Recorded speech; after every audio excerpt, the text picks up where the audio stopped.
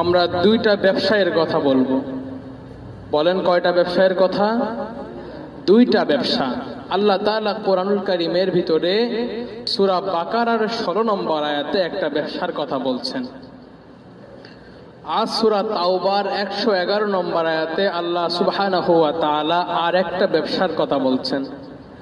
দুইটা ব্যবসার ভিতরে পার্থক্য হলো, যেই ব্যবসা প্রথমত যে ব্যবসাটা মানুষ করবে এই দলের লোকেরা তারা জাহান্নামে যাবে।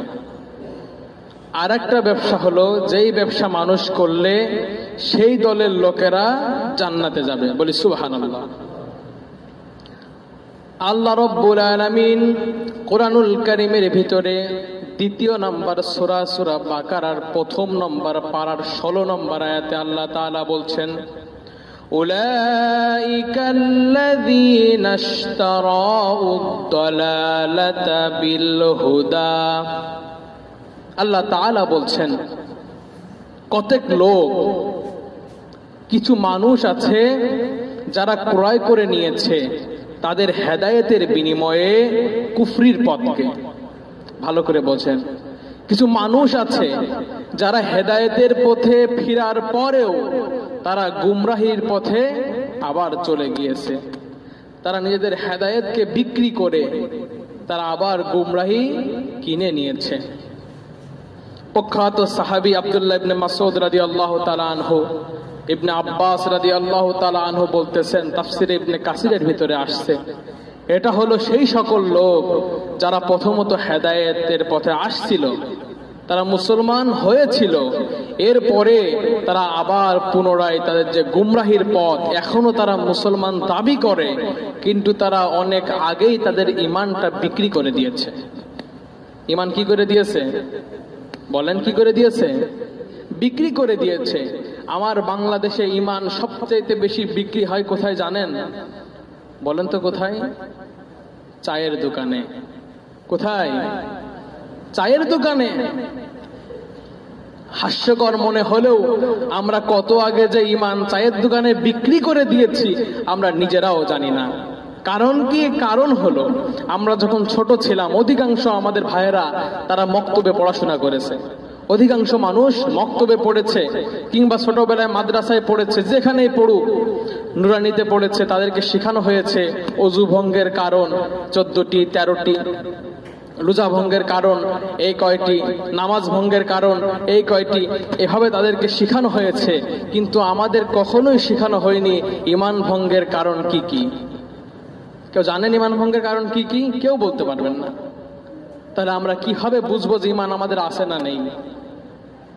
সম্মানিত হাজিরিন, তাহলে এই লোক কারা যারা এইরকম গুমরাহিপূর্ণ ব্যবসা করলো, যারা নিজেদের হেদায়েতের মতো, ঈমানের মতো সবচাইতে দামি জিনিস বিক্রি করে কুফরি তাগুত শক্তিকে তারা ক্রয় করে নিল? তারা কারা?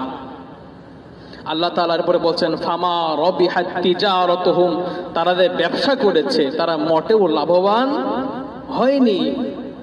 তারা ঈমান বিক্রি করে যে গুমরাহি কিনেছে তারা মোটেও লাভবান হয়নি, বরঞ্চ তারা অনেক ক্ষতির মধ্যে পড়ে গিয়েছে।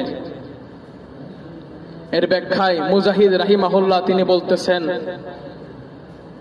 গুমরাহির পথ যারা কিনে নিয়েছে এর অর্থ এই যে মানুষ নামাজও পড়বে, কারণ তারা তো মুসলমান দাবি করে, তারা ঈমানদার দাবি করে, তারা নামাজের দিকে আসবে, নামাজের পথে আসবে, কিন্তু তাদের কিছু কিছু বিষয়, ইসলামের কিছু কিছু বিধান তাদের ভালো লাগবে না।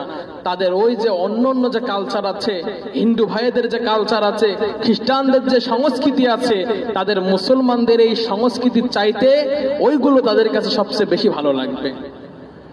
কথা বোঝা যাচ্ছে?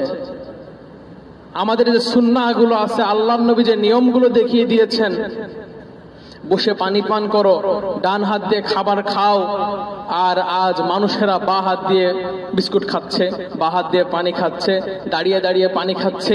এগুলো তারা কিন্তু ইচ্ছা করে খাচ্ছে, অনিচ্ছায় না। তাদের কাছে এটা এখন ফ্যাশনে পরিণত হয়ে গিয়েছে, বা হাত দিয়ে খাওয়া এখন ফ্যাশন। ডান হাত দিয়ে যারা খায় তারা অনেক আগেকার প্রাচীন যুগে পড়ে আছে। নাউযুবিল্লাহি মিন যালিক। তারা কিন্তু মুসলমান, তাদের নামের শেষে হক আছে, তাদের নামের শেষে রহমান আছে, তাদের নামের শেষে ইসলাম আছে। এরপরেও আল্লাহ বলছেন তারা যে ব্যবসাটা করেছে, ইমানটা হারিয়ে তারা তাগুতকে কিনে নিয়ে যে ব্যবসাটা করেছে, তাদের ঠিকানা সরাসরি জাহান্নাম। নাউযুবিল্লাহি মিন যালিক।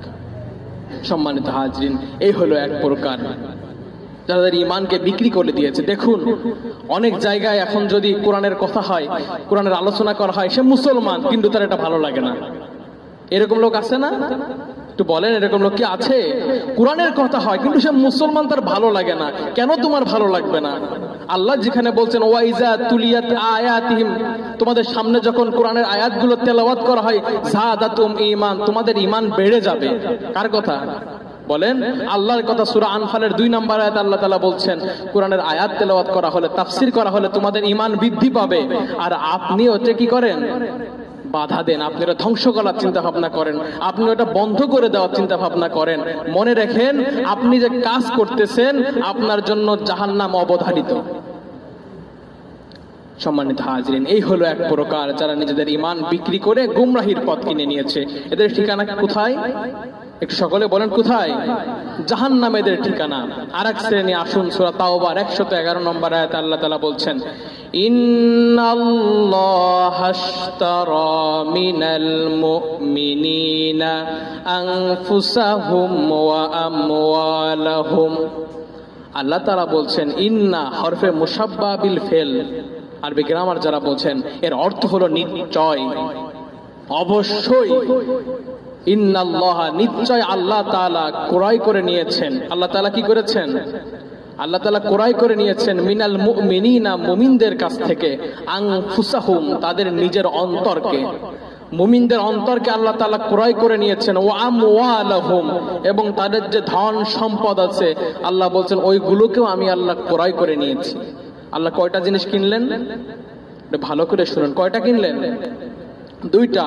1 নাম্বার হলো আনফুসাহুম, তাদের রক্তকে, তাদের হৃদয়কে, তাদের অন্তরকে আল্লাহ ক্রয় করে নিয়েছেন। 2 নাম্বার হলো আমওয়ালাহুম, তাদের যে ধন সম্পদ, সন্তান সন্ততি যা আছে আল্লাহ সেগুলোকেও ক্রয় করে নিয়েছেন। আল্লাহ তাআলা এই 2টা জিনিস কেনার পরে আল্লাহ তাআলা বলতেছেন বিআন্না লাহুমুল জান্নাহ, তাদের কাছ থেকে এই 2টা জিনিস আমি আল্লাহ কিনে নিয়ে তাদেরকে আমি দিয়েছি জান্নাত। বলেন সুবহানাল্লাহ। এখানে ক্রেতাকে বলেন, ক্রেতাকে আল্লাহ, বিক্রেতাকে মুমিন, বিক্রেতাকে মুমিন। আল্লাহ বলছেন তাকে বেচা লাগবে না। সে যদি মুমিনের শপথ, সে যদি নিজেকে মুমিন হিসেবে দাবি করে, তাহলে সে যেন জেনে রাখে তাকে এবং তার সম্পদ যা কিছু আছে সকল কিছু আমি আল্লাহ তাআলা কিনে নিয়েছি। এই কিনে নেওয়ার অর্থ কি? মনে করেন আপনারা আমার একটা মোবাইল, আমার মোবাইল মাহফুজ ভাই কিনে নিয়েছেন। এখন আমি যদি গত জুমায় আবার যদি আগামী জুমায় আমি যদি এসে বলি ভাই মোবাইলটা আমাকে দেন, আমি বাসায় নিয়ে যাব, সে কি আমাকে দিবে? কথা বলেন, সে কি আমাকে দিবে? কারণ কি? কারণ আমি তার কাছে মোবাইলটা বিক্রি করে দিয়েছি। আল্লাহ তাআলার কাছে নিজেকে বিক্রি করে দেওয়ার অর্থ হলো আল্লাহ তাআলার বিধান অনুযায়ী নিজের জীবন পরিচালনা করা। সে যেভাবে চলতে বলেছেন আপনি ঠিক সেইভাবে চলবেন। আপনি একটা সেকেন্ড, একটা মুহূর্ত যদি সেখান থেকে দূরে চলে যান, আপনি মনে রাখেন আল্লাহ তাআলা আপনার মাল আবার ফিরিয়ে দিয়েছেন, আপনারটা আল্লাহ তাআলা কিনেন নাই, সুতরাং আপনি আর মুমিনের কাতারে নেই। কোরআন এমন একটা বিধান, কোরআনুল কারীম এমন একটা গ্রন্থ যার একটা বিধান সম্পর্কে আপনার যদি সন্দেহ থাকে তাহলে আল্লাহ শপথ করে বলছি আপনি ঈমানদার নয়। আজকাল অনেক লোক আছে কোরআনের বিভিন্ন বিধান তাদের পছন্দ হয় না, আপনার কাছে ভালো না লাগতে পারে, কিন্তু এটা যে আপনার উপরে ফরজ, এটা আপনাকে করতেই হবে, এর বিরোধিতা করলে আপনার ঈমান থাকবে না। এজন্য ওই শ্রেণীর লোক হতে হবে যাদের কাছ থেকে আল্লাহ সুবহানাহু ওয়া তাআলা তাদের অন্তরকে কিনে নিয়েছেন, তাদের নিজেকে আল্লাহ কিনে নিয়েছেন, তাদের সম্পদ, ধন সম্পদ সকল কিছু আল্লাহ তাআলা কিনে নিয়েছেন। আল্লাহ তাআলা যেন